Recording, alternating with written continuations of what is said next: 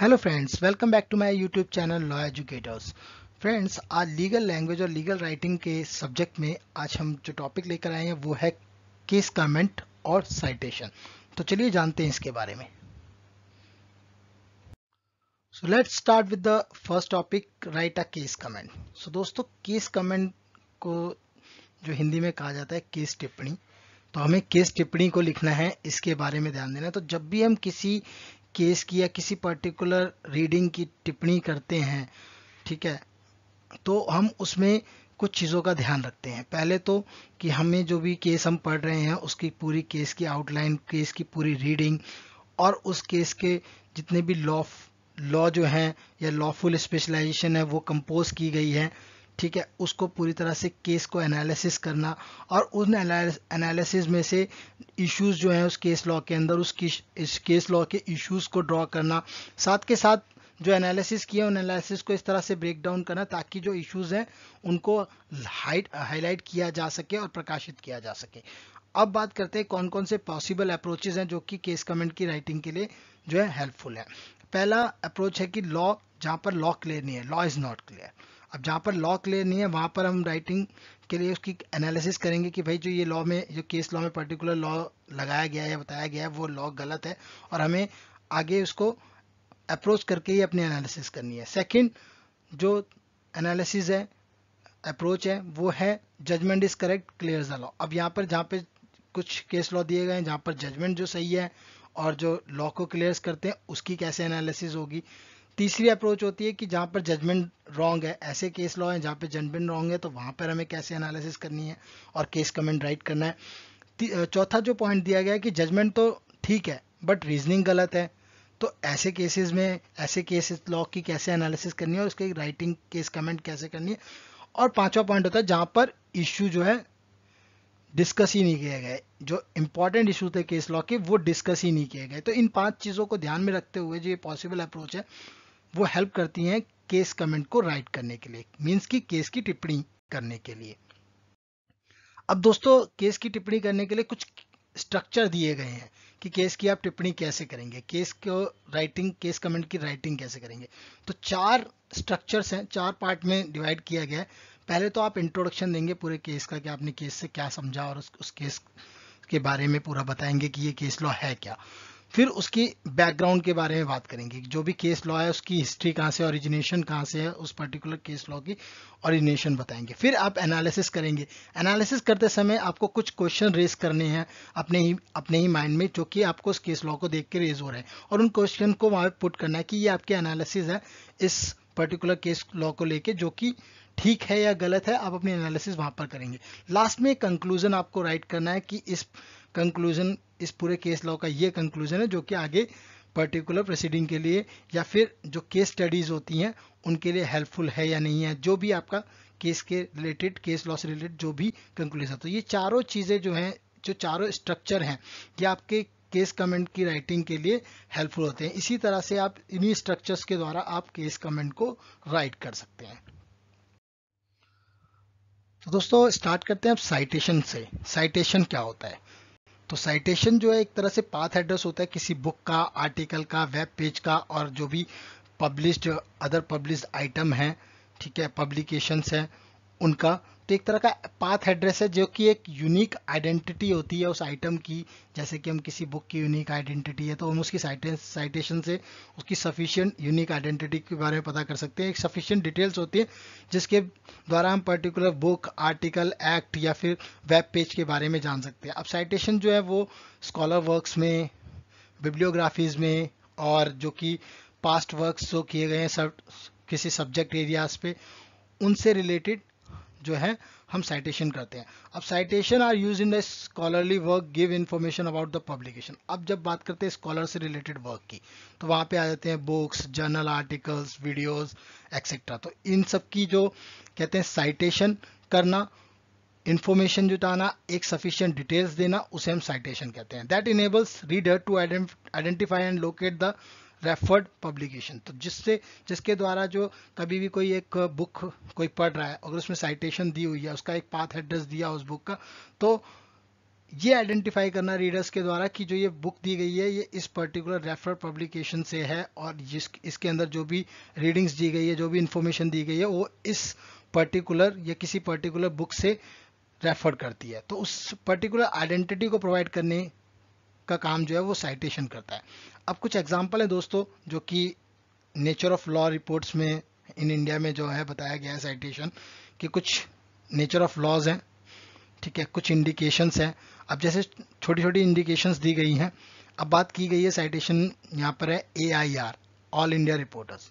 तो इसकी साइटेशन क्या बनेगी दोस्तों? तो ये ऐसे साइटेशन है जैसे कि Balbir Kaur versus state of Punjab AIR 2009 SC 3036। तो जो AIR वर्ड है वो एक साइटेशन है इस पर्टिकुलर केस लॉ में।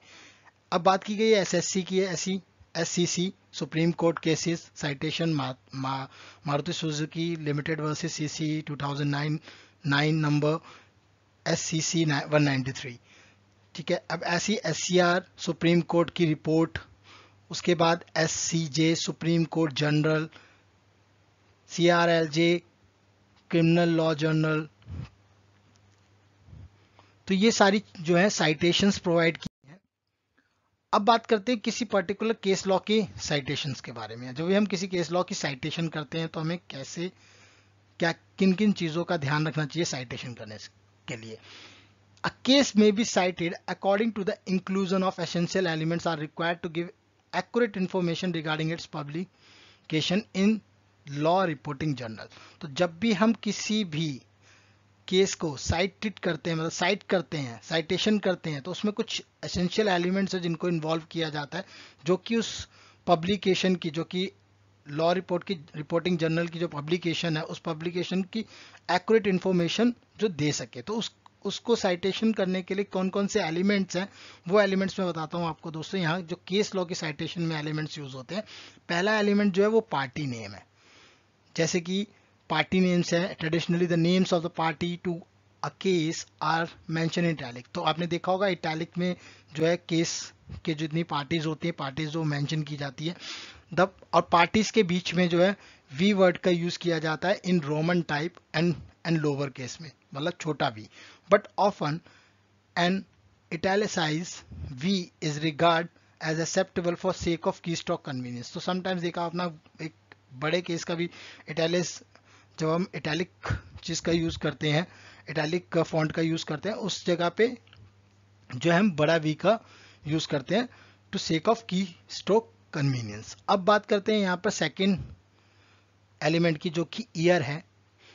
तो जब भी हम पार्टी नेम मेंशन करते हैं तो उसके बाद हम ब्रैकेट में, स्क्वायर ब्रैकेट में ईयर भी मेंशन करते हैं वहां पर।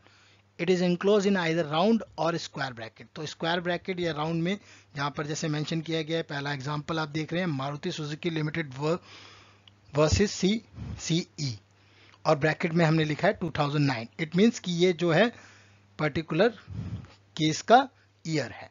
अब वॉल्यूम नंबर की बात करते हैं। If there is a volume number as a part of the report series title then it must be indicated immediately after the year। अब ईयर के बाद देखिए यहाँ पर दिया हुआ volume number, volume number means 9।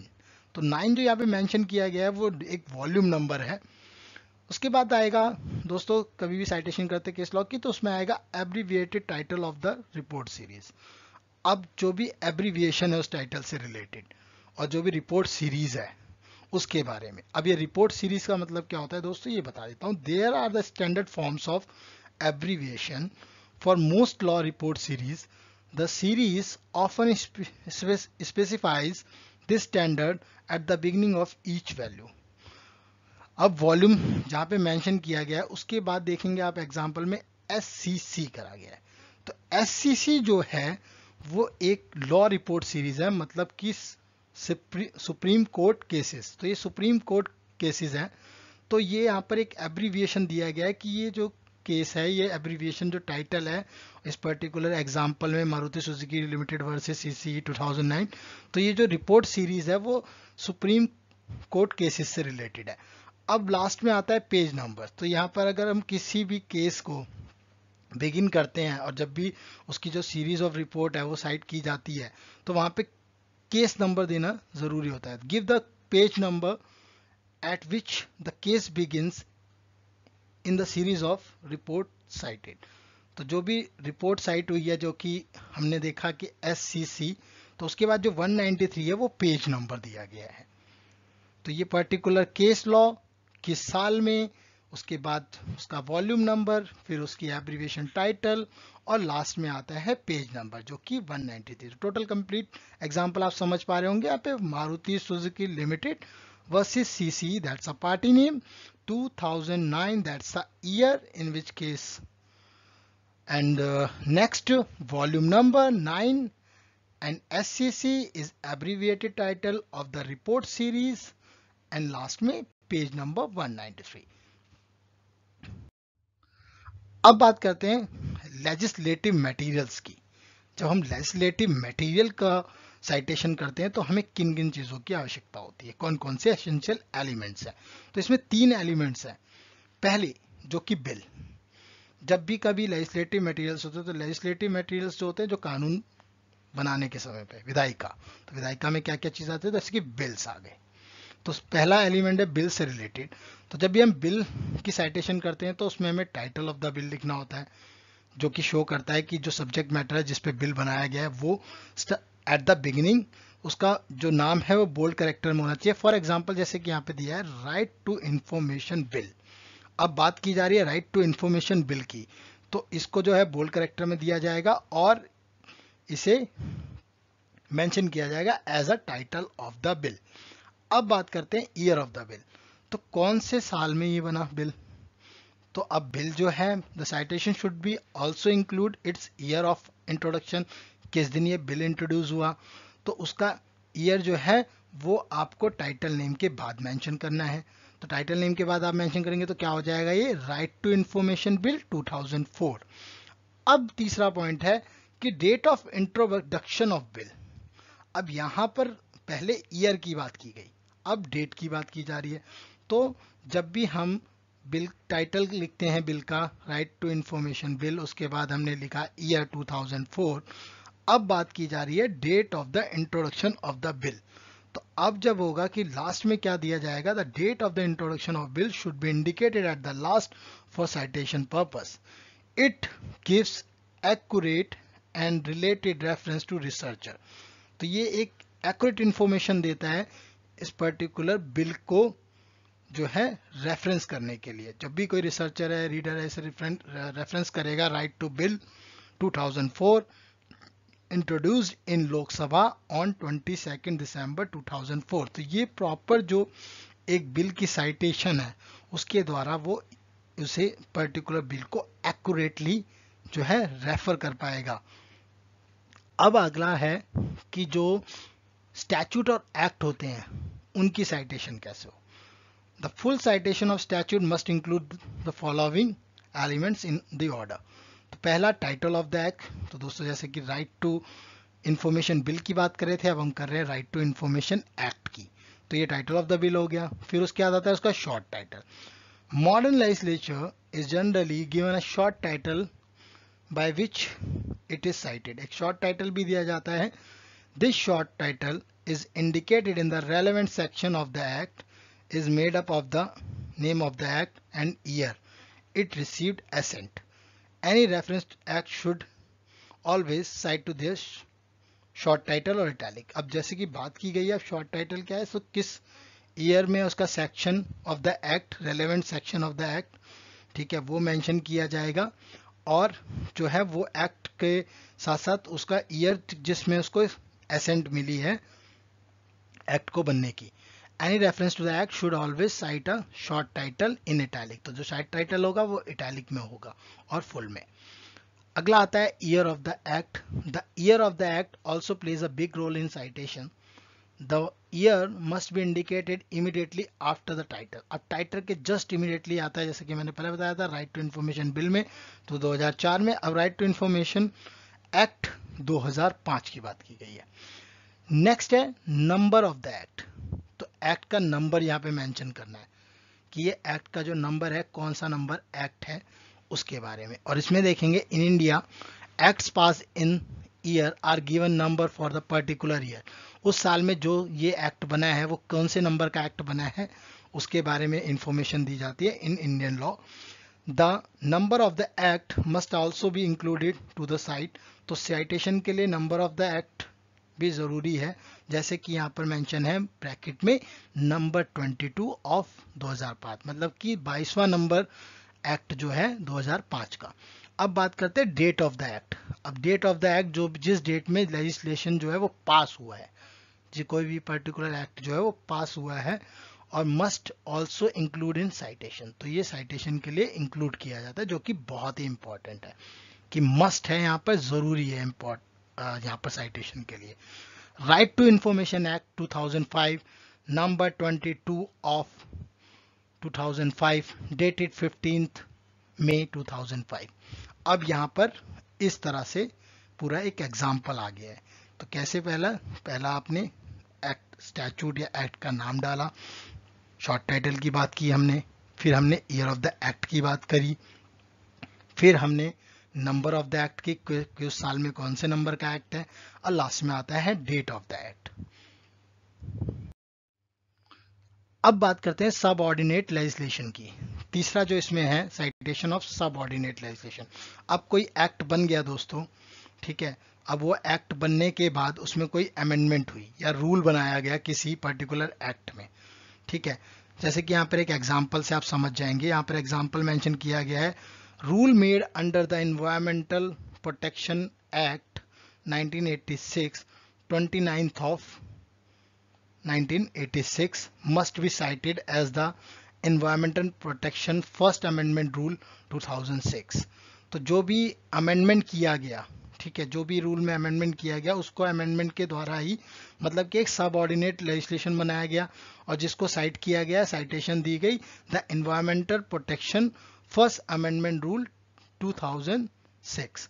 Similarly, a notification issued under these rules or any order issued under these rules may be cited as notification or order bear a number which must be mentioned in every citation preferably in footnotes। तो footnote में भी ये सारी चीजें mention हो जाती है, जब कभी अमेंडमेंट नहीं हो रही या फिर उससे रिलेटेड कोई ऑर्डर आया है या कोई नोटिफिकेशन है, तो वो नोटिफिकेशन भी साइटेशन में जो है अपडेट की जाती है, ताकि उससे नोटिफिकेशन के बारे में आप जान सके। तो generally in subordinate legislation the title of the act under these are issued is repeated except the word of act. तो एक्ट रिपीट नहीं होता, बाकी सारी चीजें जो है वो रिपीट होती है, लाइक कि रूल्स रिपीट हुआ है, कोई ऑर्डर्स हुए हैं या कोई रेगुलेशंस आए हैं, इस तरह से वहां पे मेंशन किया जाता है। जैसे कि अब कोई अमेंडमेंट हुई थी 2006 में, तो एक्ट जो है वो प्रोटेक्शन इन्वायरमेंट प्रोटेक्शन एक्ट जो है वो 1986 का ही रहेगा, बट उसमें जो अमेंडमेंट हुई 2006 में तो वो बन गया द